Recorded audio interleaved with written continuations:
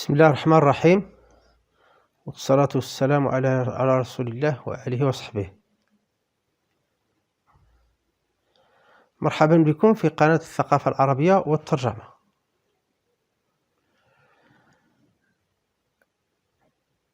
هذه الحصة تهم أقسام السنة الأولى في التخصصات التي ترونها على الشاشة: مات فيزيك سيونس دو لانجينيور، فيزيك شيمي سيونس دو لانجينيور، تكنولوجي سيونس دو لانجينيور. مقدم الحصة نور الدين حالي، مدرس مادة الثقافة العربية والترجمة بمدينة الناظور.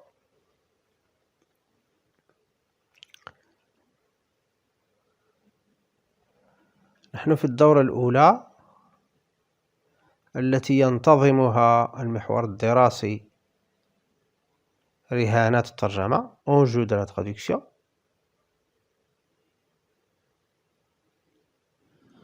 نحن في الوحدة الأولى من هذه المجزوءة، ونحن في الحصة الثالثة. C'est une version تعريب. Dire presque la même chose. Pierre-Emmanuel Deza. Les objectifs. L'objectif général: prendre garde de la fausse évidence. Traduire, c'est dire la même chose. Et se rendre compte de la relativité de la synonymie. Objet spécifique: rendre honorable les propositions subordonnées participiales en explicitant le rapport logique de cause, de conséquence, de temps, etc. Donc ici, c'est la méthodologie axée sur 4 moments, comme vous le savez déjà. On lit le support. Dire presque la même chose. Umberto Eco pose comme postulat l'idée reçue suivante. Traduire, c'est dire la même chose dans une autre langue. Mais que cache cette fausse évidence? D'une part, dire la même chose n'est pas si simple parce que, nous le verrons, le synonyme, sous ces airs de la palissade, dissimule des réalités complexes et de sérieuses limites. Ensuite, parce que dire la même chose engloberait également la paraphrase, la définition. Peut-on dès lors considérer que nous sommes encore dans la traduction? D'autre part, quelle est cette chose en question? Si c'est une chose en soi, 2 pistes sont possibles. Soit c'est une sorte d'idée suprême, transcendant toutes les langues, soit justement parce que c'est une idée absolue, c'est une idée absolue et elle est inatteignable, auquel cas la traduction est illusoire. L'illusion de la synonymie. Il existe a priori des mots transparents au sein d'une même langue, tels que papa et père, entre 2 langues, comme pour père et dad. Toutefois, si papa et père recouvrent la même identité référentielle, ils sont connotés de façon différente, et père s'éloigne de l'affect véhiculé par papa. De même, dans une traduction, il convient de prêter garde aux homonymes dans la langue source et de désambiguïser le contexte, faisant alors appel à nos connaissances linguistiques et encyclopédiques. Non sans malice, Umberto Eco prend l'exemple du mot anglais spirit dans le texte de la Genèse. Donné à traduire au moteur Alta Vesta, spirit devient alcool, laissant l'esprit divin sombrer dans l'éthylisme. Alta Vesta met l'accent sur l'impossible synonyme qui, détaché de son contexte, perd tout son sens. La synonymie sèche ne serait donc envisageable que pour les expressions courantes, encore que le café américain et le café italien souffrent ainsi d'une différence culturelle qui rend impossible d'avaler sans café aux États-Unis sans risquer l'étouffement et de siroter longuement le sien en Italie. Question de contenant. L'indispensable conteste encore. Faut-il néanmoins que le synonyme existe en langue cible? Que faire? Paraphraser, changer, supprimer, garder l'original? Que de questions soulevées par cet inoffensif synonyme. Pierre-Emmanuel Deza, exercice de négociation, la magazine littéraire, janvier 2008. La phase de préparation, phase de mise en situation. Quel est l'auteur de l'ouvrage? Dire presque la même chose. Expérience de traduction. Il est évoqué dans le texte, donc l'auteur de l'ouvrage, dire presque la même chose, expérience de traduction, est Umberto Eco. Cet ouvrage a été publié par les éditions Grasset, 2003. Pour l'auteur du texte, Pierre-Emmanuel Deza, Pierre-Emmanuel Deza, né le 7 octobre 1958, est un traducteur et essayiste français. En 2017, il avait traduit plus de 350 ouvrages, dont près d'un tiers sous pseudonyme, et plus d'un millier d'articles dans une quinzaine de langues différentes, anglais, allemand, italien, espagnol, russe, suédois, serbo-croate, latin, grec ancien et moderne, hébreu biblique, yiddish ordo-indonésien. Comme essayiste, ses intérêts portent essentiellement sur l'histoire des religions, tout particulièrement du judaïsme et du christianisme. Donc c'est une succincte biographie de Emmanuel Deza. Passons maintenant à la phase suivante de notre traitement. Lecture, analyse et compréhension. Composante énonciative. Qui parle dans le texte? Le système énonciatif est-il homogène? Quel est le public cible? Voilà. Donc le locuteur Pierre-Emmanuel Deza essaye de prendre sa distance par rapport à ses propos, mais utilise parfois des expressions polémiques. Donc le discours présenté par Emmanuel Deza est à la fois, donc, porte des traces de polémique, et en même temps il essaye de prendre sa distance. Mais le système énonciatif dans le texte est hétérogène, bien que son seul locuteur est Deza. En effet, il cite de manière indirecte Umberto Eco.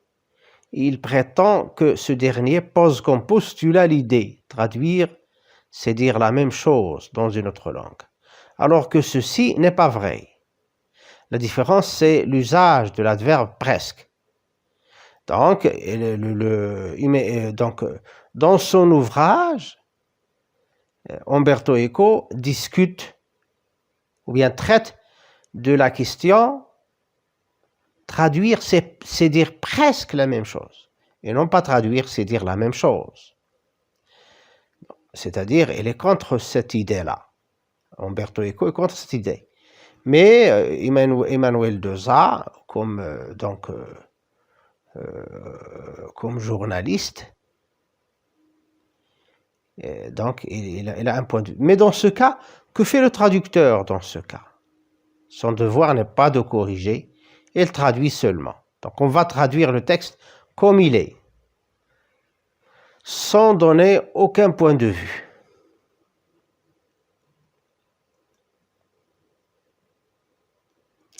Composante textuelle, quel est le genre du texte? Quel est son type? Le texte en question est un essai traitant du domaine de la traduction et de type argumentatif. Composant thématique, idée générale, le texte traduit-il? Donc le texte traduit est-il synonyme du texte de départ? Ça, c'est une question importante. Eh bien, le texte lui répond que ce n'est pas, le texte traduit n'est jamais synonyme du texte de départ. C'est juste.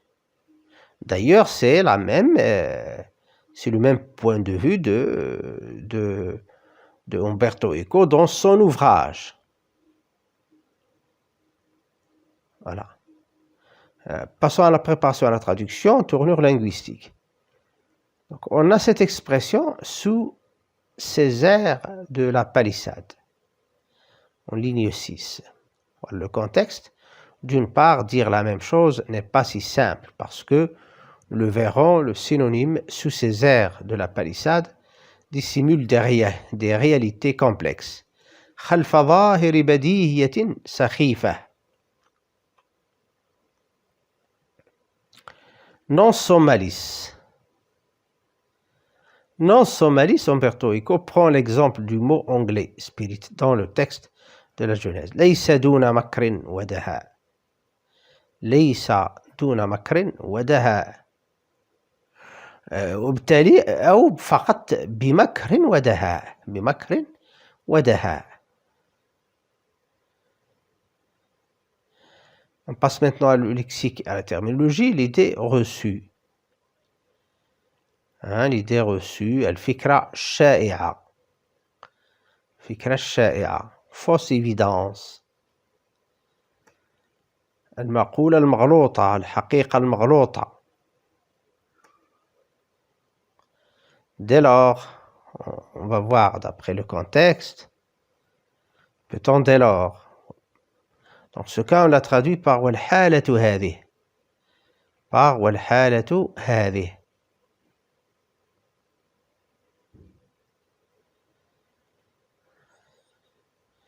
Sont connotés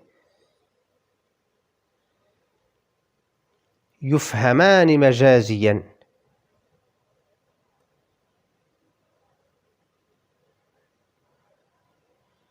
La Genèse dans ce cas c'est un nom propre. والمقصود به هو سفر التكوين.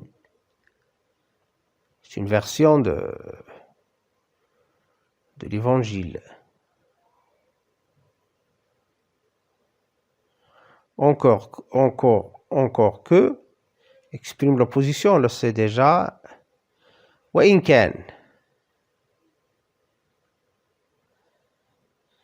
Bien sûr, pour notre contexte. Phénomène morphosyntaxique. Quels sont les rapports logiques exprimés par les trois subordonnées participiales dans le texte? Faisons alors appel à nos connaissances linguistiques et encyclopédiques. Simultanéité. Donner à traduire au moteur Alta-Vista. Temps. Donc c'est une temporelle. Laissons l'esprit divin sombrer dans les conséquences. Voilà, donc on va continuer. Comment traduire ces expressions? Ou bien c'est participial. وذلك بالاستعانة حين ذاك بمعارف اللغوية والمسوية. وعندما تمت ترجمة هذه الكلمة واستوى حركة البحث التافيستا تاركة بذلك روح القدس غارقة في الكحولية. Dans les subordonnées participiales en français, les connecteurs logiques ainsi que les rapports logiques sont généralement laissés implicites. Par conséquent, l'articulateur doit nécessairement être explicité en arabe, d'où la nécessité de l'usage du procédé d'explicitation. Ces deux procédés, bien sûr, si on veut un peu critiquer, parce que toujours il faut critiquer, eh bien pour la stylistique comparée de Vinay et d'Arbelnay, les procédés sont de 7 procédés et il n'y a pas ces procédés-là d'explicitation et d'implicitation. Eh bien, ce sont des procédés très importants. On ne peut pas parler de traduction sans parler de l'explicitation et de l'implicitation. Regardez par exemple si on prend la terre avec T majuscule, la terre avec T majuscule, si on veut la traduire en arabe, on ne peut pas dire seulement al-ard, parce que le T majuscule, ça veut dire al-kuratul ardiyya. Donc, al-kuratul ardiyya, donc ici, il y a un phénomène d'explicitation. Donc, il faut expliciter. Il faut expliciter quelque chose qui a été implicite en langue cible. Mais l'inverse également est possible, l'implicitation. Donc, c'est-à-dire ces deux procédés, bien sûr, ils sont inclus d'une manière ou d'une autre dans le procédé de traduction indirecte, traduction libre, parce que vous le savez déjà, la traduction, donc les procédés de traduction, il y en a deux grands types de procédés. Mais au niveau des détails, le détail de ces procédés, il y a bien sûr il y a des lacunes en ce qui concerne la caractérisation qu'a donnée Fena et Darbelnay dans la stylistique comparée dans l'anglais et du français. D'ailleurs, la stylistique comparée du français et de l'arabe, c'est quelque chose d'autre. Donc, c'est-à-dire qu'on doit, nous, prendre l'initiative de parler de cette stylistique comparée entre l'arabe et le français, parce que ce n'est pas du tout la même chose. Voilà, merci. Donc, on continue. Bien, maintenant, on va passer à la traduction. On traduit le premier paragraphe, dire presque la même chose. قول نفس الشيء تقريبا يضع أمبرتو إيكو كمسلمة الفكرة الشائعة الآتية. الترجمة هي قول نفس الشيء تقريبا بلغة أخرى. لكن ماذا تخفيها خلفها هذه المقولة المغلوطة؟ من جهة ليس من البساطة قول نفس الشيء، ذلك أن المرادف كما سنرى ذلك يخفي خلف ظاهر بديهية سخيفة حقائق معقدة ومواطن قصور فاضحة، وأن قول نفس الشيء يتضمن أيضا العبارة الشارحة أو التعريف. هل يمكن أن نعتبر الحالة هذه أننا ما زلنا في الترجمة؟ Proposition de traduction. ومن جهة أخرى بأي شيء يتعلق الأمر، فإذا كان شيئا في حد ذاته يمكن اعتبار حالتين. الحالة الأولى أن يكون عبارة عن فكرة سامية تتجاوز كل اللغات، والثانية أنه تحديدا لفكرة مطلقة يستحيل بلوغها، أو عفوا أنه هنا انتبهوا، والثانية أنه تحديدا ستراد فيرب يعني ظرف تحديدا فكرة مطلقة يستحيل بلوغها. وفي هذه الحالة تكون الترجمة نوعا من الوهم. الترادف وهم. توجد بادئ ذي بدء، كلمات شفافة سواء ضمن اللغة الواحدة مثل بابا وأبي أو بين اللغتين مثل أب وداد، إلا أن التعبيرين أبي وبابا إذا كانا يحيلان على نفس الحقيقة المرجعية يفهمان مجازين بطريقة مختلفة، فيبتعد التعبير أبي عن الحمولة العاطفية لكلمة بابا. وكذلك الشأن في ترجمة ما، ينبغي الحذر كل الحذر من المشتركات في ترجمة ما. وكذلك الشأن في ترجمة ما، ينبغي الحذر كل الحذر من المشتركات اللفظية في اللغة المصدر، والعمل على إزالة اللبس من السياق، وذلك بالاستعانة حين ذاك بمعارفنا اللغوية والموسوعية. وقد اقتبس أمبرتو إيكو بمكر ودهاء مثال الكلمة الإنجليزية spirit من سفر التكوين، وعندما تمت ترجمة هذه الكلمة بواسطة محرك البحث ألتافيستا تحولت إلى كحول تاركة بذلك روح القدس غارقة في الكحولية. لقد أماط ألتافيستا اللثام عن المرادف المستحيل الذي يفقد كل معنى فور انتزاعه من السياق. والترادف الجاف هذا لا يمكن إذن قبوله إلا بالنسبة إلى التعابير الشائعة، وإن كان القهوة الأمريكية والقهوة الإيطالية تعانيان من فرق ثقافي يجعل من المستحيل ابتلاع المرء لقهوته في الولايات المتحدة دون المجازفة بالاختناق وارتشاف المرء قدر ما شاء لقهوته في إيطاليا. والفرق هنا في محتوى كأس القهوة، وها هو مرة أخرى السياق وتأثيره الحاسم. لكن مع ذلك، هل من اللازم الحديث عن المرادف في اللغة الهدف؟ ما العمل؟ استعمال العبارة الشارحة، تغيير الكلمة، حذفها، الحفاظ على الكلمة الأصل؟